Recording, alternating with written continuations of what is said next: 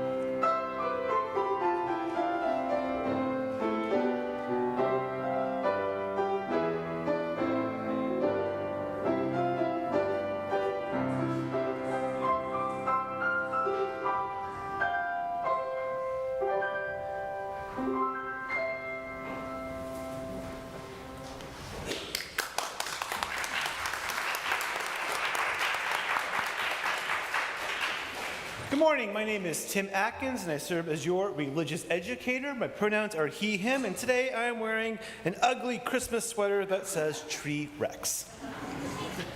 Our chalice will be lit this morning by Tony and Sue Scott in honor of their anniversary.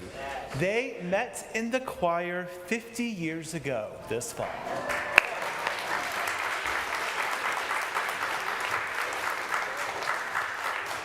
We light the chalice as a symbol of our sacred time together.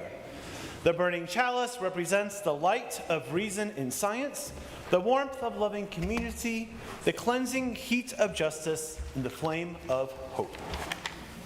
Again, welcome. I'm Reverend Diana Davies, and my pronouns are she, her, and for those in our community who are blind or visually impaired or joining us online without video, I am a white woman with pinkish hair now, and I am wearing my blue clergy robe and purple stole, my kind of nighttime solstice colors. The lovely people greeting you today were members of the Gardening Covenant group, and the Gardening Covenant group works together on the church grounds, and they organize the spring plant sale and do other fun things throughout the year. And if you are interested in learning more or joining the gardening group, please speak to Barbara Gallivan, who's right there. With the holiday now past, the Hanukkah menorah has been removed from our altar and it's been stored away for another year. And you'll see that now we have a sun that is there to represent the solstice, which will be this Thursday, the 21st. And on the other side, we have a red, blue, and yellow candle, and those are there in honor of Human Light, which is a much more recent holiday celebrated by some humanists on December 23rd. In addition, below me, you'll see our Advent wreath, and beginning with the Lutherans, but practiced by many Christian denominations today, the candles in the Advent wreath track the Sundays leading up till Christmas, and each candle also has its own meaning. The first one is for hope, the second one is for peace, and the third one is for joy. The first two are purple to indicate that this is a season of introspection and even prayer, but the third one, today's candle, is pink to remind us to also be joyful.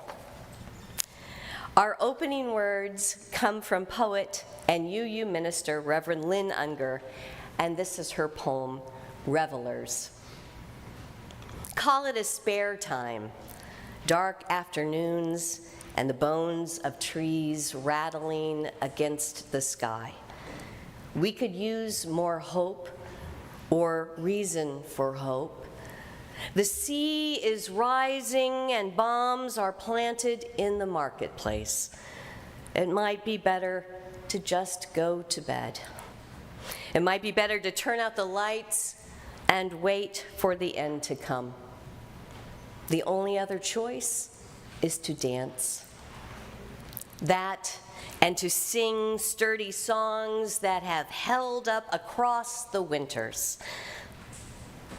To feast, to tell tales of heroes who strode or stumbled through their own bleak times.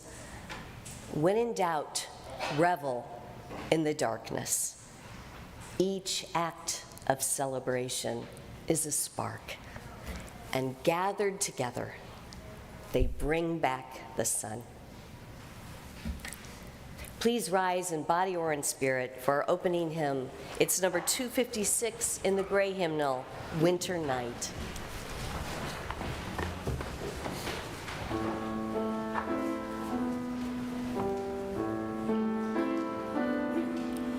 Winter night, clear and bright, a weary world is sleeping,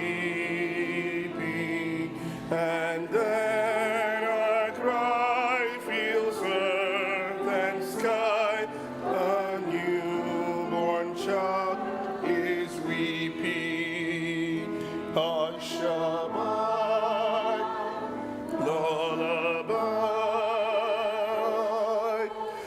blessed little baby.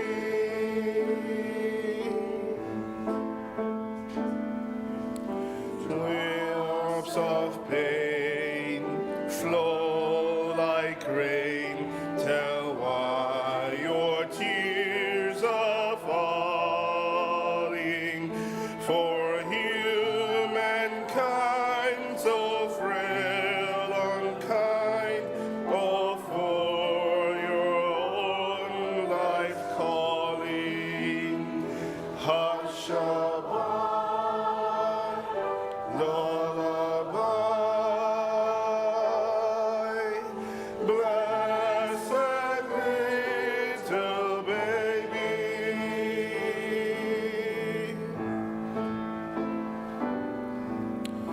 Holy child, every child, your life will have its season.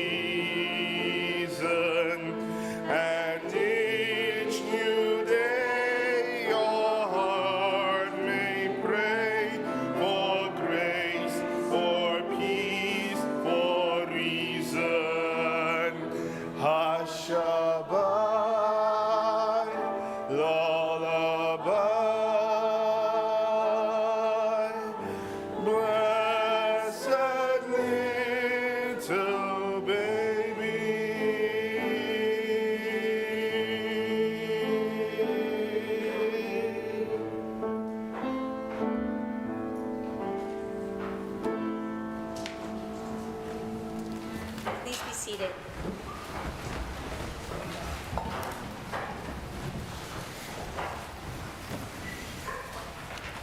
So our story today is adapted from the book Solway by Lupita Nyong.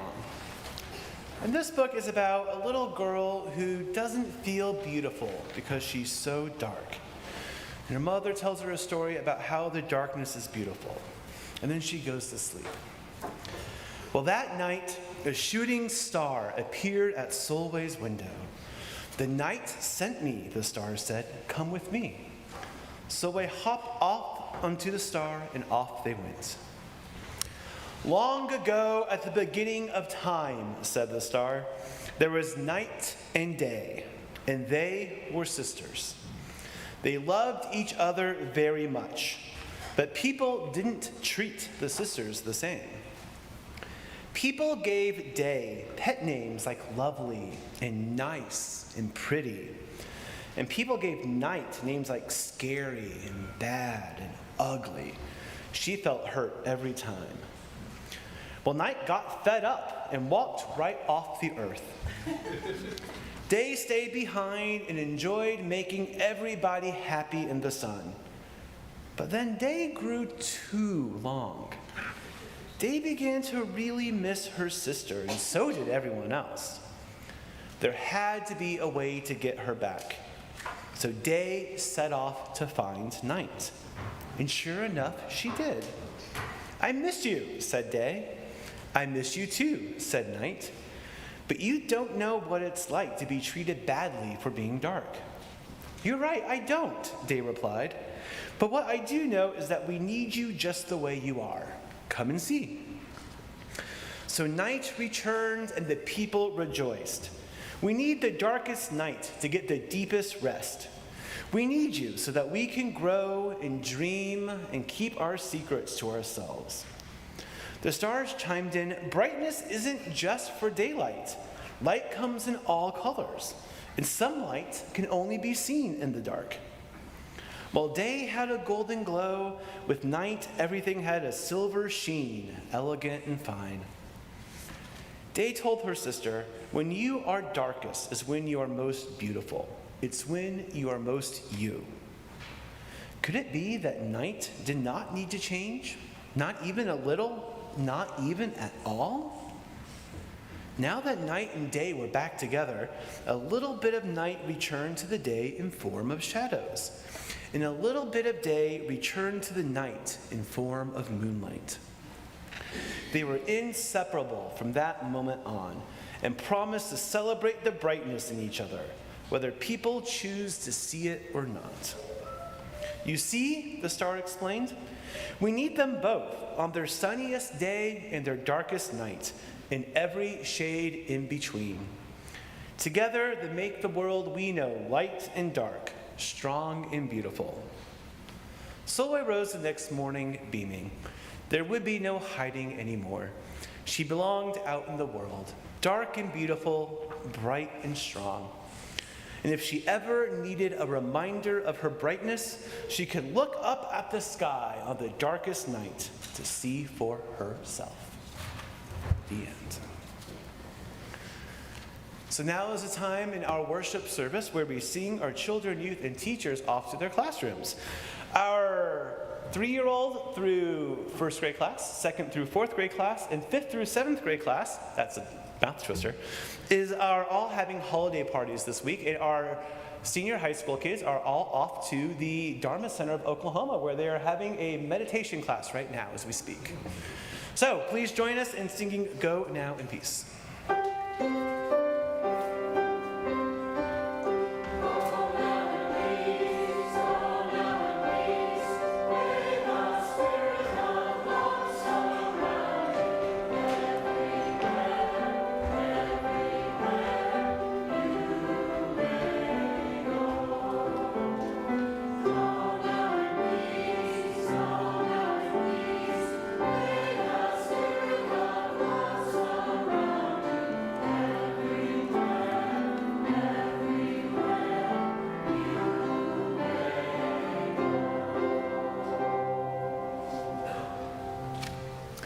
Good morning. My name is Ron Watson, and my wife Linda and I came here 49 years ago, so we missed Tony and Sue's wedding.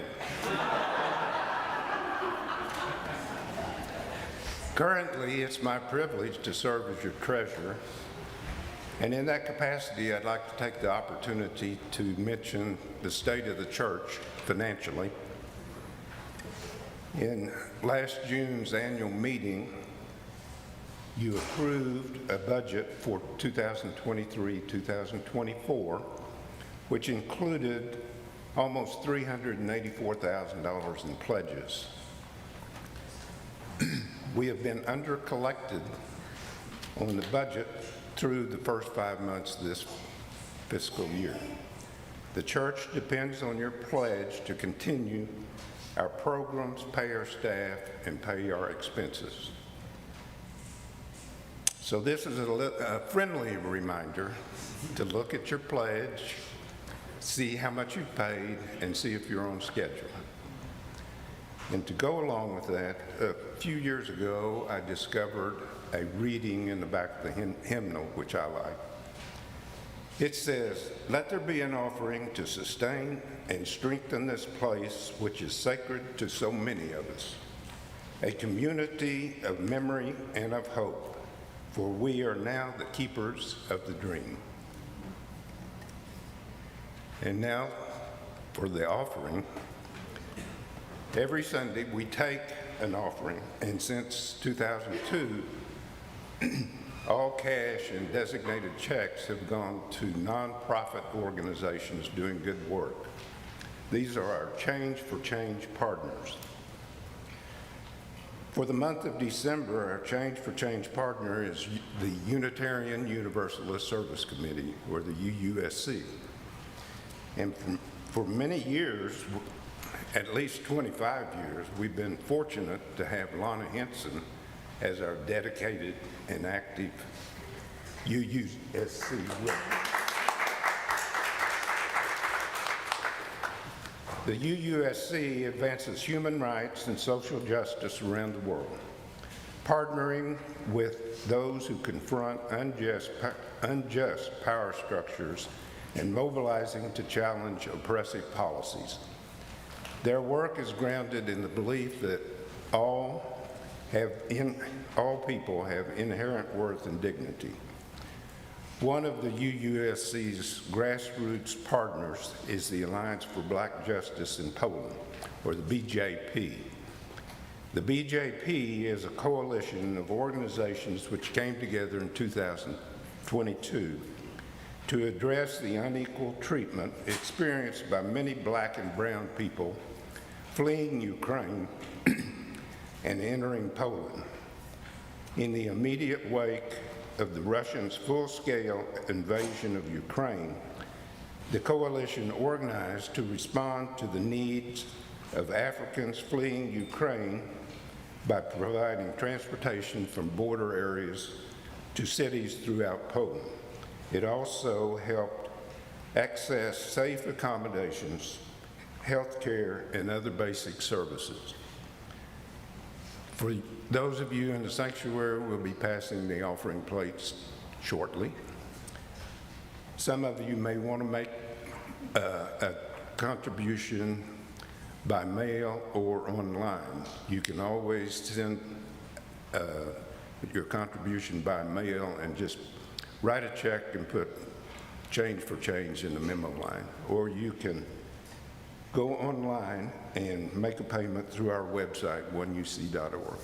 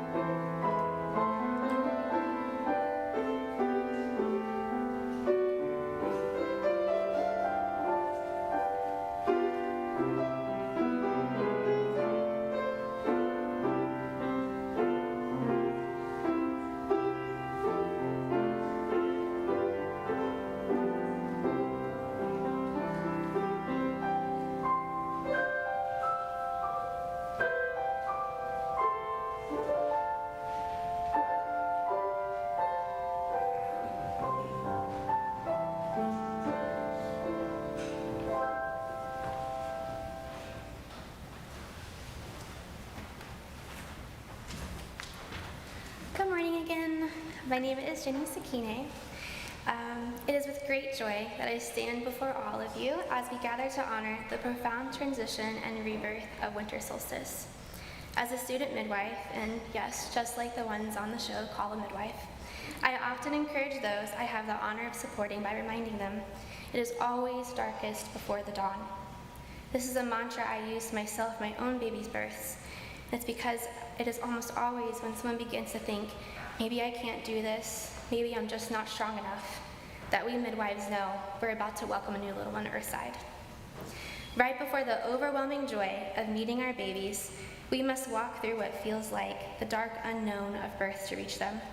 This is one of the many reasons I hold winter solstice in reverence. My work calls me to a deep understanding of the intricate balance between light and dark, joy and sorrow, life and its inevitable end. I believe it is important that we honor the essential harmony of light and dark because it is within the nurturing embrace of darkness that growth takes root. In rest, our spirits find renewal. The winter solstice celebrates this harmony, a recognition of darkness as the womb of life. As the darkest day approaches, our hearts long for the return of light, warmth, and the infinite possibilities each new day brings. I want to share a tale as old as time itself, a story of night and sun. Weary from her year-long toil, shining her beautiful sunlight on the earth, sun was exhausted and dimming. Realizing this, night beckoned to sun. Come to my arms and rest, child, for she is the mother to stars. Born from my ancient darkness, let me cradle you as I do every galaxy and star in the universe. And the sun found solace and night's embrace. Even the brilliant sun honors the rhythm of nature, teaching us the power of rest. The solstice marks the celestial pause, a reminder that in heart of darkness lies the seed of dreams and the cradle of potential. It is a call to embrace the quietude and renewal that this sacred season offers. This solstice also beckons us to embrace change and to plant the seeds of our future aspirations. It invites us to learn from the sun's journey and recognize the need to balance rest and action. And so, night released the sun into a new dawn, emerging strong, renewed, and radiant. The sun was reborn from night's loving embrace, young again, rejuvenated by the gratitude and melodies of humanity, as fresh and hopeful as a newborn child. As I draw this reflection to a close, let us carry with us the profound lessons of the winter solstice. In the cyclical dance of night and day, the darkness and light, we find a mirror for our own lives. The solstice, with its deep darkness, turning once more towards light, reminds us of the eternal promise of renewal and rebirth. Just as the sun finds restoration in the arms of night, we are called to embrace the periods of darkness and rest in our lives as times of growth and rejuvenation. In the sacred rhythm of nature, every ending is a prelude to a beginning. Every darkness is a path to light. As a student midwife, I witness daily how the deepest challenges herald the arrival of new life, a metaphor that holds true in the broader tapestry of all of our existence. As we move forward, let us do so with the understanding that the balance of light and dark within us is as essential to us as it is the universe. In the spirit of the solstice, let us embrace change, nurture our dreams, and step into the new light of new beginnings with hope and joy. Thank you, and blessed be the rebirth of the light within us all.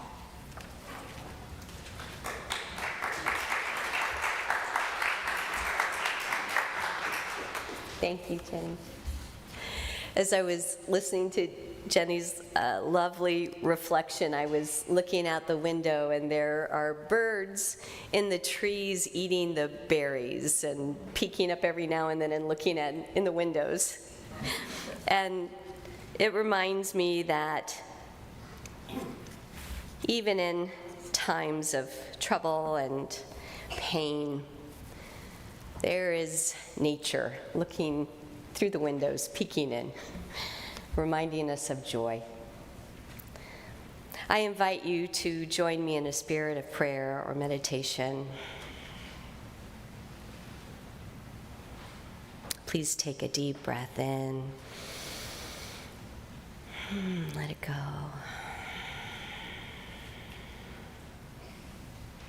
Spirit of life, source of love.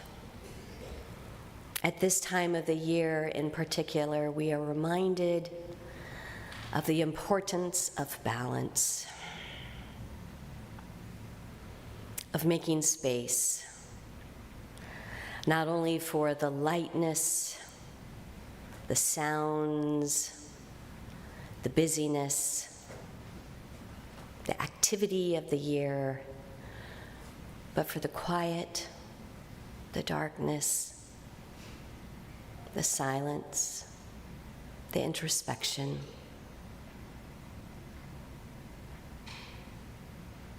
May we remember the importance of holding all of this, of holding space for all of this.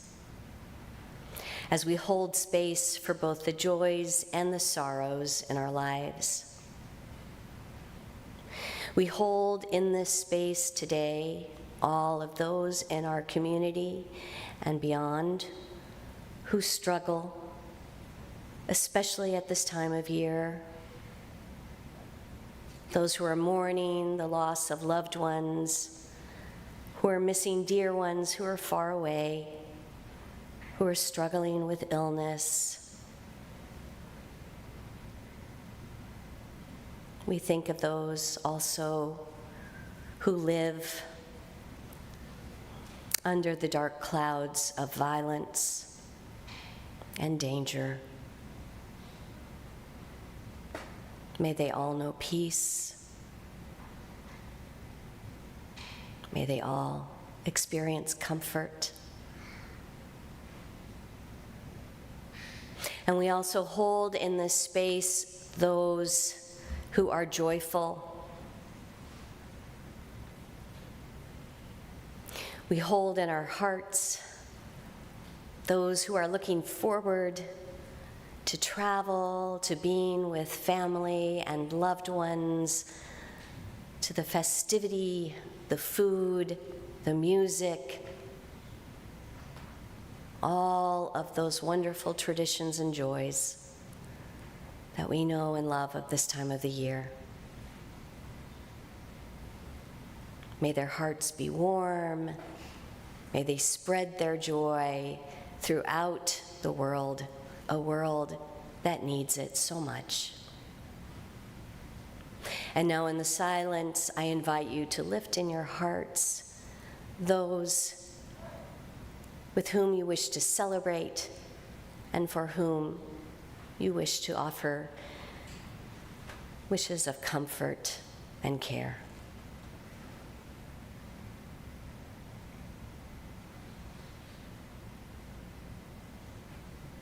May it be so. Amen.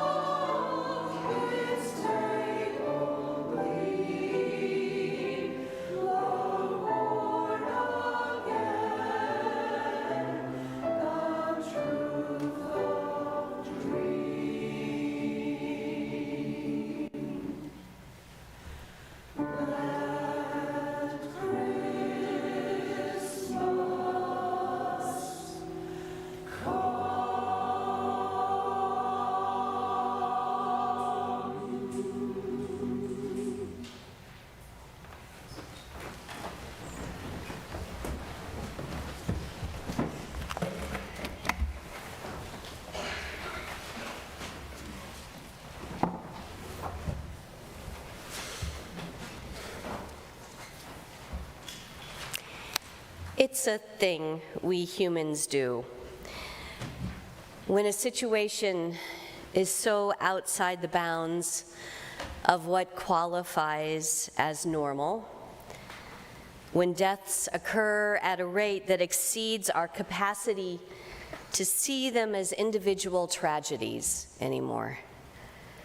In situations like this, sometimes a single image can come to represent the loss that is too great for us to comprehend. A single picture can say what we no longer have the capacity to express in words. Now, speaking for myself, I can tell you that it was sometime after December 1st, after the temporary ceasefire in Gaza was lifted, that I found myself beginning to forget about the horror taking place there. In fact, that forgetting was a kind of emotional self-preservation. After a brief respite, going back to the endless stream of images of bombs flying and buildings exploding and people digging through the rubble for bodies of loved ones, it just felt like too much to process anymore. But it was around that same time, after the beginning of Advent, that I began to see an image that I couldn't unsee. It was a photo of the nativity scene at a Lutheran church in Bethlehem in the Israeli-occupied West Bank. There is the baby Jesus in the manger, covered with a traditional Palestinian headscarf, surrounded by broken concrete and paving stones. The shepherds and Mary and Joseph and the animals and the wise men are all there, but they're trapped on the other side of the stones and the wreckage. Their outstretched arms in this context, instead of implying attitudes of worship, look like gestures of horror and despair.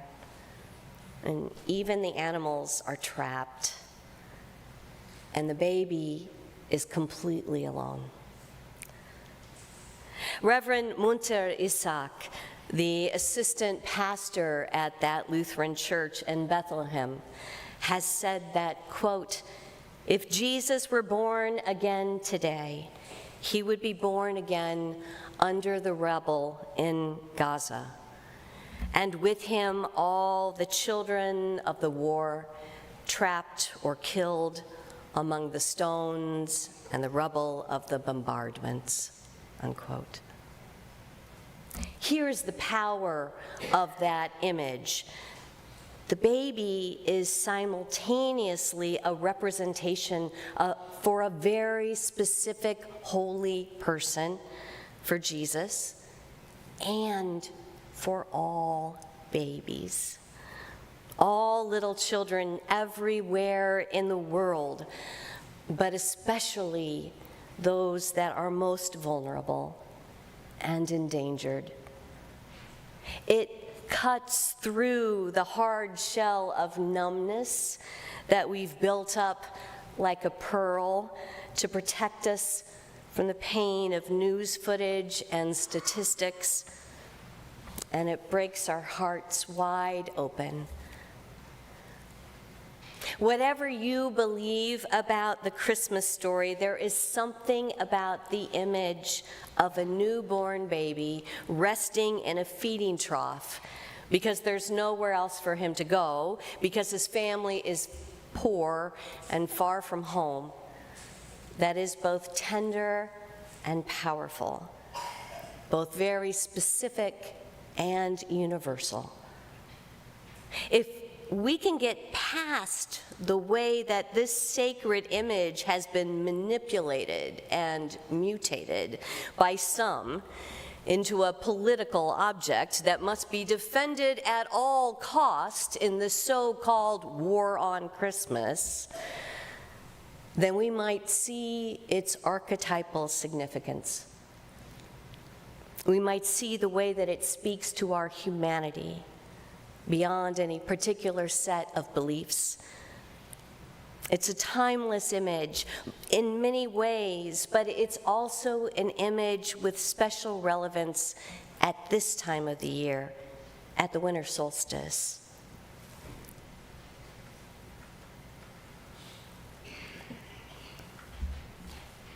Because at the solstice, the theme of birth, the image of the newborn, bears a spiritual, emotional, and material significance.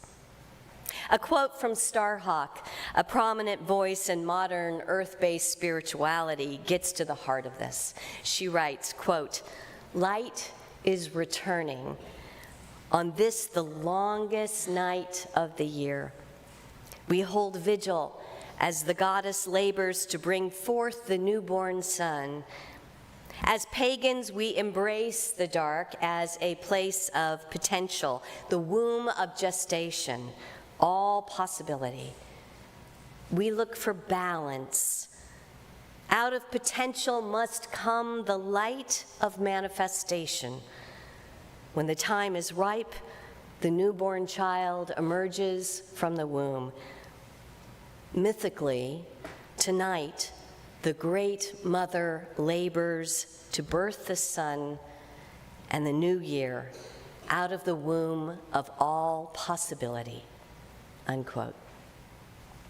Birth here is more than just a simple metaphor for a reversal of the waning of daylight.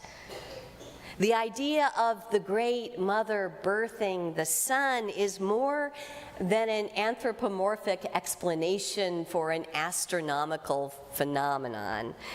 If that were the case, the winter solstice wouldn't still bear such deep spiritual significance for people all around the world, including folks who are very aware of the Earth's axial tilt. Thank you very much. No, it's not that human childbirth symbolizes something much greater. The movement of the planet in space, the turning of the seasons, the coming of warmer weather. Both the birth of a child and the birth of the sun are manifestations of potential. And in this, they are both equally holy.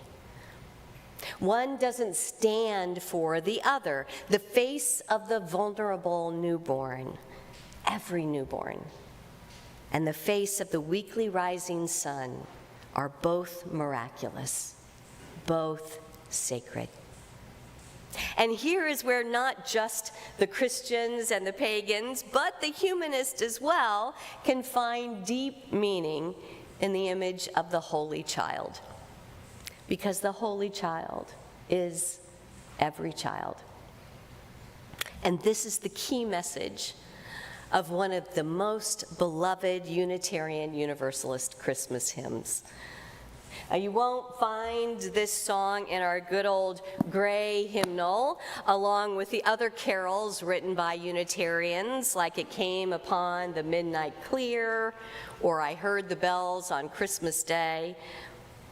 No, this one is a standalone. It's tucked away in the teal hymnal under the humanist teachings category.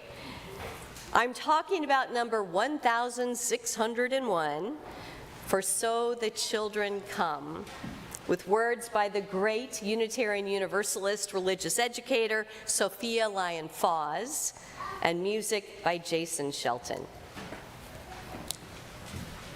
Sophia Lyon-Fawes, who died in 1978, helped to shape Unitarian religious education. She wrote and edited books and created curricula, including the New Beacon series, which addressed children directly as intelligent individuals with their own innate wisdom and potential for creativity and critical thinking. The books that she wrote for young people ranged in topic from Bible studies to world folk tales to the natural sciences. Her poem, For So the Children Come, is a distillation of her deep regard for children and her belief in each child's inherent worth and dignity. Jason Shelton is a UU musician and a composer, and he wrote the music to this song while he was sitting in the First Unitarian Universalist Nashville Church Sanctuary on Christmas Eve, 1998. He was taking a break from shoveling snow when he picked up a copy of the Gray hymnal, and he found Foz's poem in the back, where you'll find lots of great readings. And if you're curious, it's number 616. And what's interesting is while the song is listed under humanist teachings, the poem, with the very same words, is under the heading of Jewish and Christian teachings. He wrote the song within minutes, and his choir sang it for the first time that night. And it became a standard UU congregational hymn ever since, for 25 years this year. And it is a beautiful hymn. But I will tell you, I'll let you in on a little secret here, that this hymn causes more consternation and concern for Unitarian Universalist ministers than just about any other. It seems like every year in one of the UU minister Facebook groups, someone will post the question, how are you all dealing with that hymn, For So the Children Come?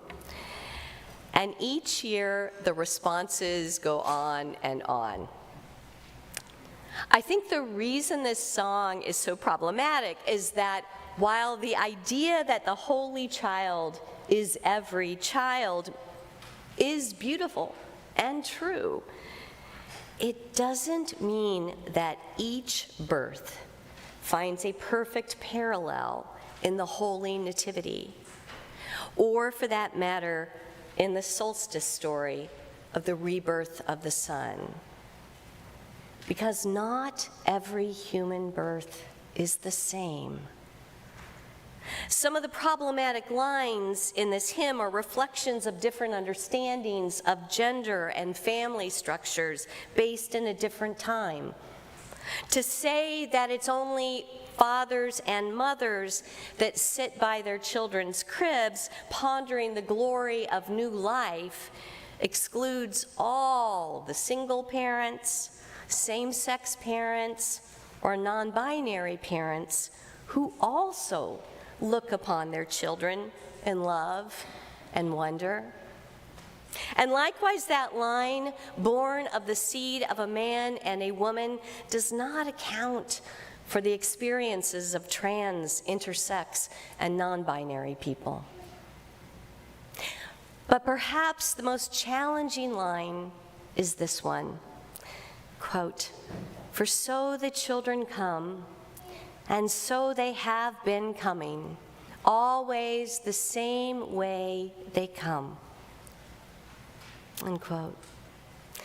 The fact is that children don't always come the same way. Some are desperately wanted and even worked for through in vitro fertilization and other fertility treatments, and sometimes years of trying. Some are unplanned but still very much wanted.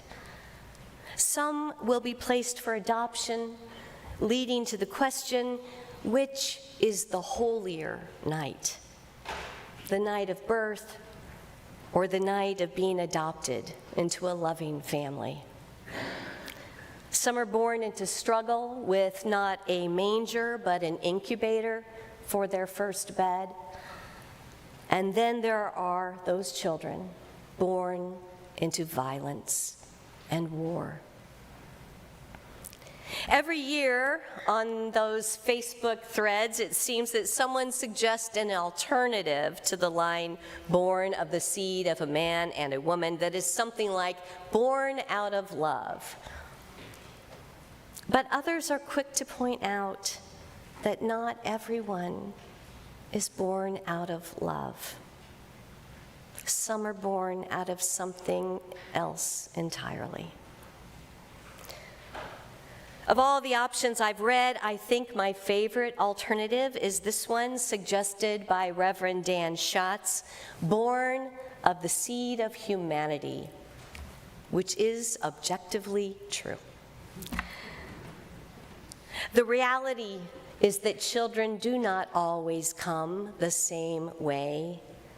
They are not always met with loving parents glorifying in their existence.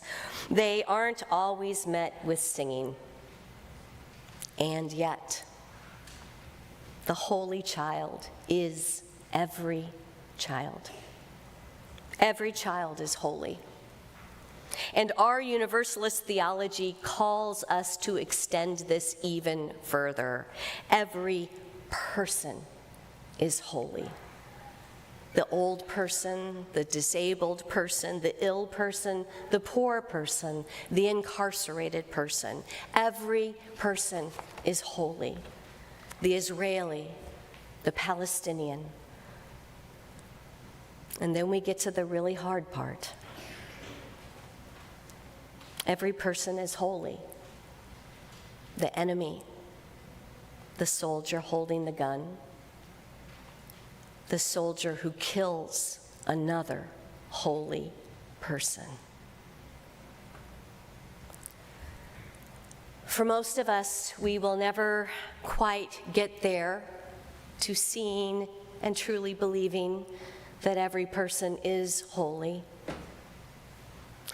And let's be honest, most of us won't even get close to seeing the people we dislike the most as holy children of God or the universe. But that is the beauty of the winter solstice. Each year, at the turning of the year, the sun is reborn. The cold earth gets another chance. We get another chance. Every year, every dawn, every day. I invite you to remain seated for our closing hymn. We're going to sing number 1061. I will read the words, and I'm going to use the modified words, and the choir will lead you in singing the response.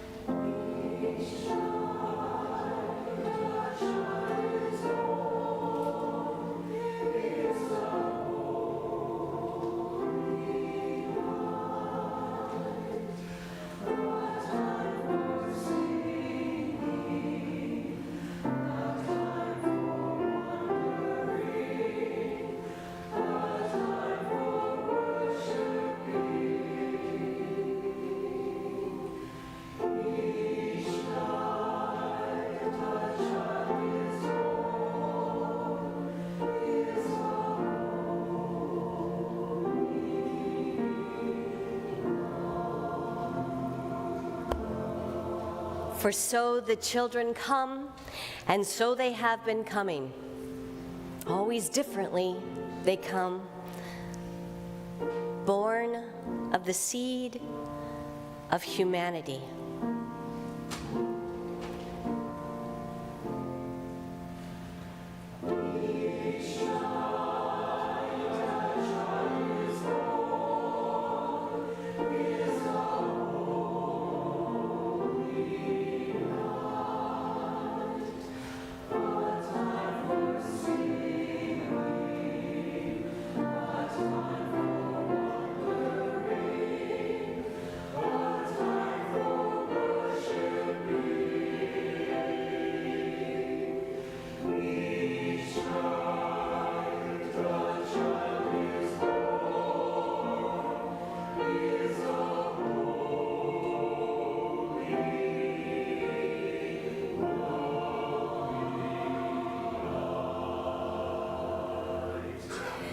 No angels herald their beginnings. No prophets predict their future courses. No wise men see a star to show where to find the babe that will save humankind.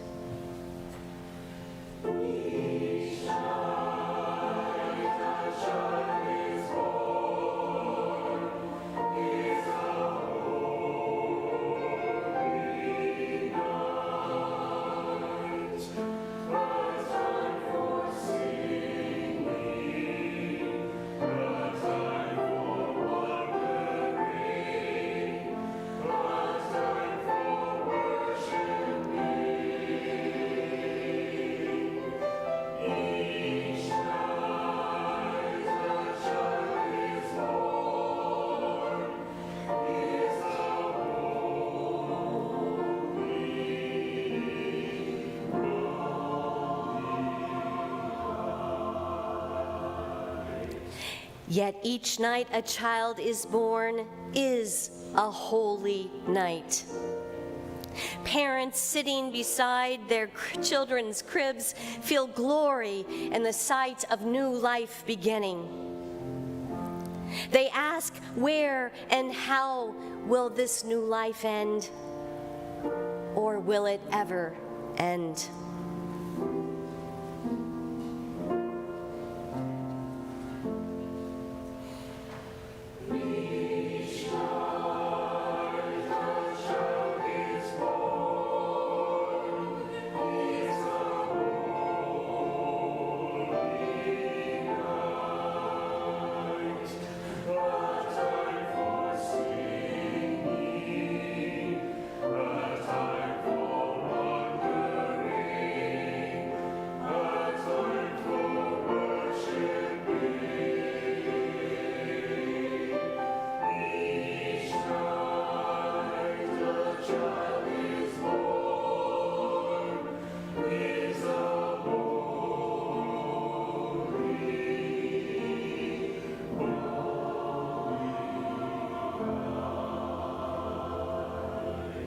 Each night a child is born is a holy night, a time for singing, a time for wondering, a time for worshiping.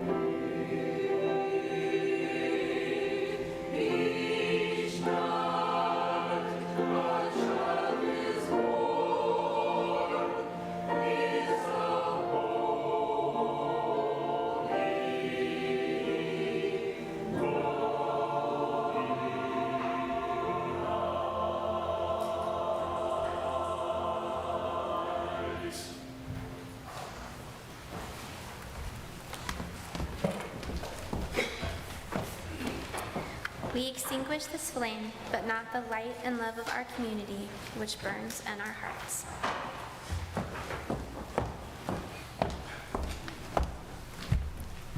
Well, we have a party after the service today, and all are invited to join to celebrate Sue and Tony's anniversary. There is wonderful food and drink in Daniel Hall. Just go through these doors and to your right. And a reminder, I can hardly believe it, next Sunday is Christmas Eve. And I have no presents bought yet, but that's another story. And because Christmas Eve falls on a Sunday this year, the family service, the children's pageant, will be during the 11 o'clock hour.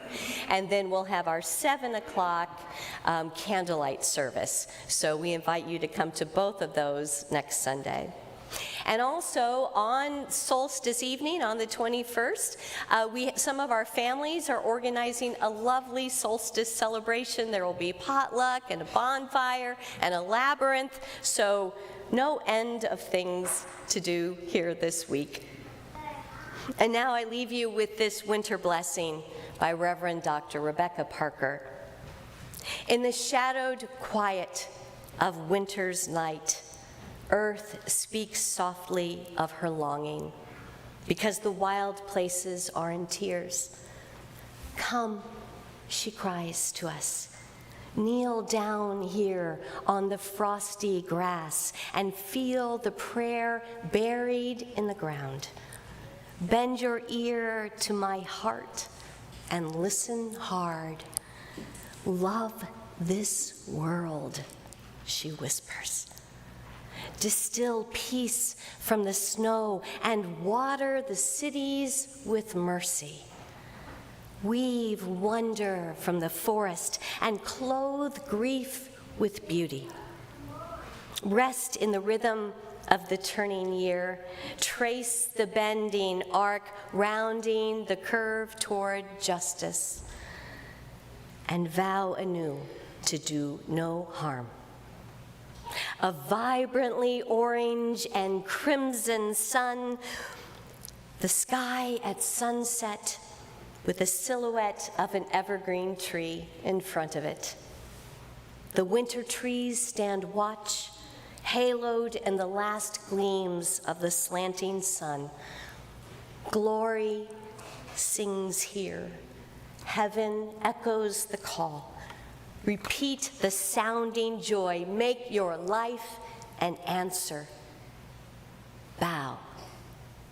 Praise. Rise. May it be so.